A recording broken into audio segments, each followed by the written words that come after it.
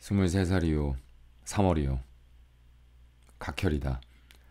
6달 잘 기른 수염을 하루 면도칼로 다듬어 코 밑에 다만 나비만큼 남겨가지고 약 한 재 지어들고 비라는 신기지 한적한 온천으로 갔다. 그래서 나는 죽어도 좋았다. 그러나 이내 아직 기를 펴지 못한 청춘이 약탕관을 붙들고 늘어져서는 날 살리려고 보채는 것은 어찌하는 수가 없다. 여관 한등 아래 밤이면 나는 늘 억울했다. 사흘을 못 참고 기어이 나는 여관 주인 영감을 앞장세워 밤에 장고 소리 나는 집으로 찾아갔다. 그래서 만난 것이 금홍이다. 몇 살인구? 체대가 비록 풋고추만 하나 깡그라진 계집이 제법 맛이 맵다. 16살 많아야 19살이지 하고 있자니까. 21살이에요. 그럼 내 나이는 몇 살이나 되배지? 글쎄 40? 39? 나는 그저 그래버렸다. 그리고 팔짱을 떡 끼고 앉아서는 더욱더욱 점잖은 채 했다. 그냥 그날은 무사히 헤어졌건만 이튿날 화후 K군이 왔다. 이 사람인즉 나와 농하는 친구다. 나는 어쩌는 수 없이 그 나비 같다면서 달고 다니던 콧밑 수염을 아주 밀어버렸다. 그리고 날이 저물기가 급하게 또 금웅이를 만나러 갔다. 어디서 뵌 어른 같은데. 어쩌녁에 왔던 수염난 양반. 내가 바로 아들이지. 목소리까지 닮았지. 하고 익사를 부렸다. 주석이 어느덧 파하고 마당에 내려서다가 K군의 귀에 대고 나는 이렇게 속삭였다. 어때? 괜찮지? 자네 한번 얼러보게. 관 2개. 자네나 얼러보게. 어쨌든 여관으로 끌고 가서 짱깨뽕을 해서 정하기로 하세나. 허, 고 좋지? 그랬는데 K군은 측간에 가는 체하고 피해버렸기 때문에 나는 부전승으로 금홍이를 이겼다. 그날 밤에 금홍이는 금홍이가 경상부라는 것을 감추지 않았다. 언제? 16살에 머리 얹어서 17살에 낳았지. 아들? 딸? 어딨나? 돌만에 죽었어.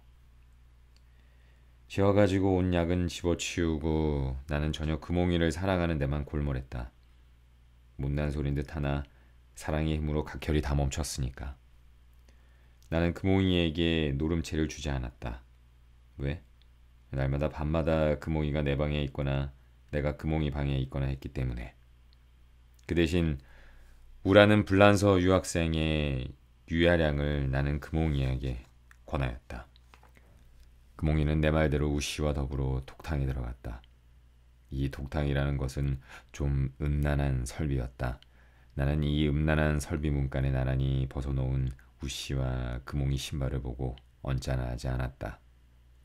나는 또 내 겹방에 와 묵고 있는 씨라는 변호사에게도 금홍이를 권하였다. 씨는 내 열성에 감동되어 하는 수 없이 금홍이 방을 범했다.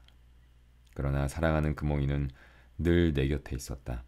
그리고 우, 씨 등등행에서 받은 10원 지폐를 여러 장 꺼내놓고 어리광석거 내게 자랑도 하는 것이었다. 그러자 나는 백부님 소상 때문에 귀경하지 않으면 안 되게 되었다. 복숭아꽃이 만발하고 정자 곁으로 석관수가 졸졸 흐르는 좋은 터전을 한 군데 찾아가서 우리는 석별의 하루를 즐겼다. 정거장에서 나는 금홍이에게 10원 지폐 한 장을 쥐어주었다. 금홍이는 이것으로 전당 잡힌 시계를 찾겠다고 그러면서 울었다. 금홍이가 내 아내가 되었으니까 우리 내에는 참 사랑했다.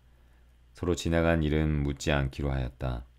과거래야 내 과거가 무엇 있을 까닭이 없고, 말하자면 내가 금홍이는 겨우 21살인데 31살 먹은 사람보다도 나았다.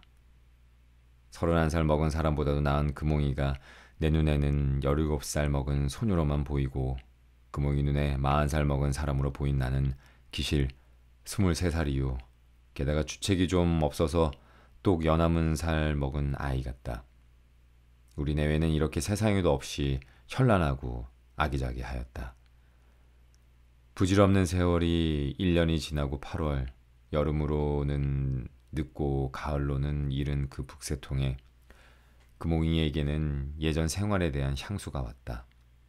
나는 밤이나 낮이나 누워 잠만 자니까 금몽이에게 대하여 심심하다. 그래서 금몽이는 밖에 나가 심심치 않은 사람들을 만나 심심치 않게 놀고 들어오는, 즉 금몽이의 협착한 생활이 금몽이의 향수를 향하여 발전하고 비약하기 시작하였는데 지나지 않는 이야기다. 그런데 이번에는 내게 자랑을 하지 않는다. 안을 뿐만 아니라 숨기는 것이다. 이것은 금몽이로서 금몽이답지 않은 일일 밖에 없다. 숨길 것이 있나? 숨기지 않아도 좋지. 자랑을 해도 좋지. 나는 아무 말도 하지 않는다. 나는 금몽이의 오락의 편의를 돕기 위하여 가끔 피군 집에 가 잤다. 피군은 나를 불쌍하다고 그랬던가 싶이 지금 기억된다. 나는 또 이런 것을 생각하지 않았던 것도 아니다. 즉 남의 아내라는 것은 정조를 지켜야 하느니라고. 금몽이는 나를 내 나태한 생활에서 깨우치게 하기 위하여 우정 가늠하였다고 나는 호의로 해석하고 싶다. 그러나 세상에 흔히 있는 아내다운 예의를 지키는 채 본 것은 금몽이로서 말하자면 천녀의 일실이 아닐 수 없다. 이런 실없는 정조를 간판 삼자니까 자연 나는 외출이 잦았고 금몽이 사업의 편의를 돕기 위하여 내 방까지도 개방하여 주었다. 그러는 중에도 세월은 흐르는 법이다.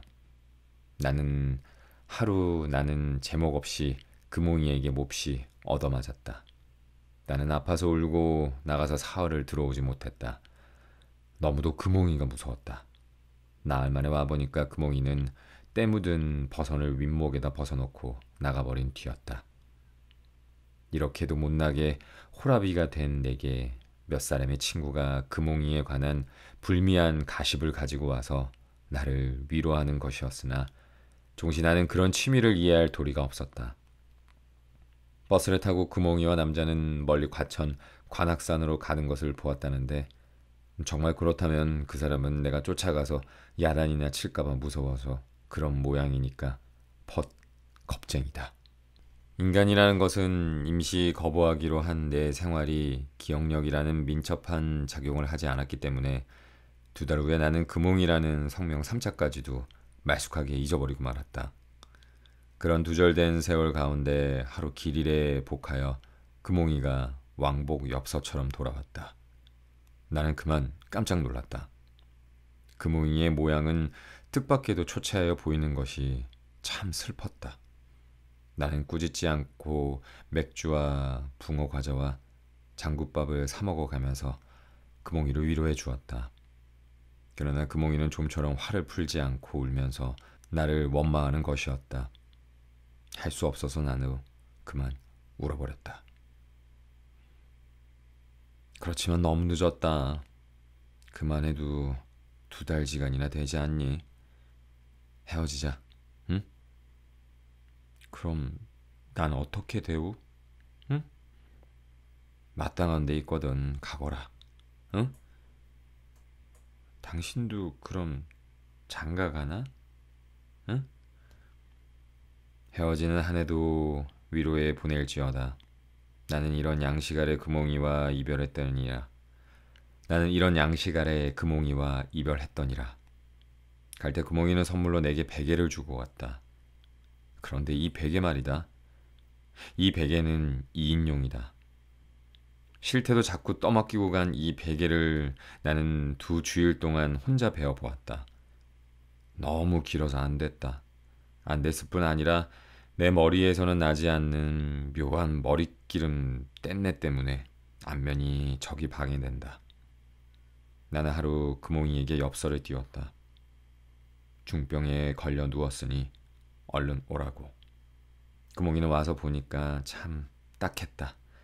이대로 두었다가는 역시 며칠이 못 가서 굶어 죽을 것만 같이만 보였던가 보다. 2팔을 부르짖고 그날부터 나가서 벌어다가 나를 먹여 살린다는 것이다. 인간 천국. 그러나 날이 좀 추웠다.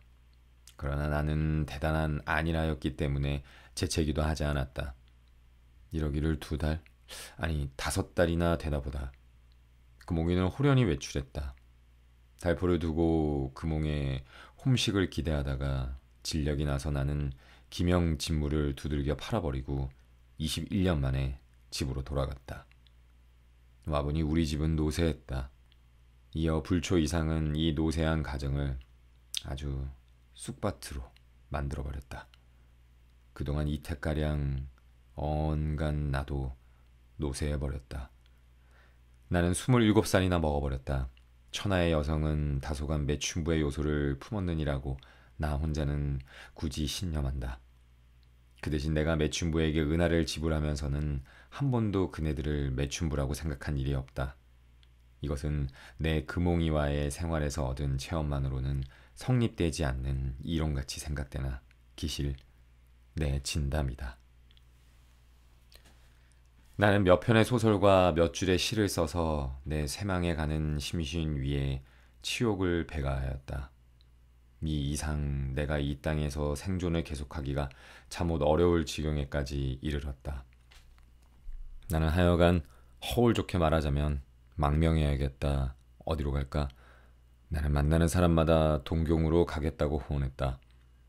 그뿐 아니라 어느 친구에게는 전기 기술에 관한 전문 공부를 하러 간다는 둥, 학교 선생님을 만나서는 고급 단식 인쇄술을 연구하겠다는 둥, 친한 친구에게는 내 5개 국어에 능통할 작정일세 어쩌고 심하면 법률을 배우겠소까지 허남을 탕탕하는 것이다. 웬만한 친구는 보통들 속나보다. 그러나 이 헛선전을 안 믿는 사람도 덜어는 있다. 하여간 이것은 영영 빈빈 털털이가 되어버린 이상의 마지막 공포에 지나지 않는 것만은 사실이겠다. 어느 날 나는 이렇게 여전히 공포를 놓으면서 친구들과 술을 먹고 있자니까 내 어깨를 툭 치는 사람이 있다. 긴상이라는 이다. 긴상. 참 오래간만이슈. 건대 긴상 꼭 긴상 한번 만나나 뵙자는 사람이 하나 있는데 긴상 어떡하시려? 그거 누군구? 남자야? 여자야? 여자니까 일이 재미있지 않느냐 그런 말이야. 여자라. 긴상 옛날 옥구상. 금홍이가 서울에 나타났다는 이야기다. 나타났으면 나타났지 나를 왜 찾누. 나는 긴상에게서 금홍이의 숙소를 알아가지고 어쩔 것인가 망설였다. 숙소는 동생 일심이 집이다. 드디어 나는 만나보기로 결심하고 그리고 일심이 집을 찾아가서 언니가 왔다지? 아유 아재도 돌아가신 줄 알았구려. 그래 자그마치 인제 온단 말씀이유. 어서 들어오시오. 금홍이는 역시 초췌하다. 생활 전선에서의 피로의 빛이 그 얼굴에 여실하였다. 니놈 하나 보고 져서 서울 왔지. 내 서울 뭘 하러 왔다디? 그러게 또 난 이렇게 널 찾아오지 않았니? 너 장가 갔다 더구나? 에이 듣기 싫다. 육모초 같은 소리. 안 갔단 말이냐 그럼? 그럼. 당장에 목침이 내 면상을 향하여 날아들어왔다. 나는 예나 다름이 없이 못나게 웃어주었다. 술상을 보았다. 나도 한 잔 먹고 금홍이도 한 잔 먹었다.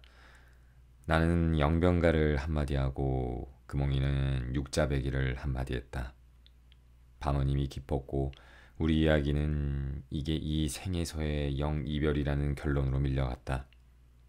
금홍이는 은수저로 소반전을 딱딱 치면서 내가 한 번도 들은 일이 없는 구슬픈 창가를 한다. 소가도 꿈결 속에도 꿈결 구비구비 뜨내기 세상 그늘진 심정에 불질러 버려라 운운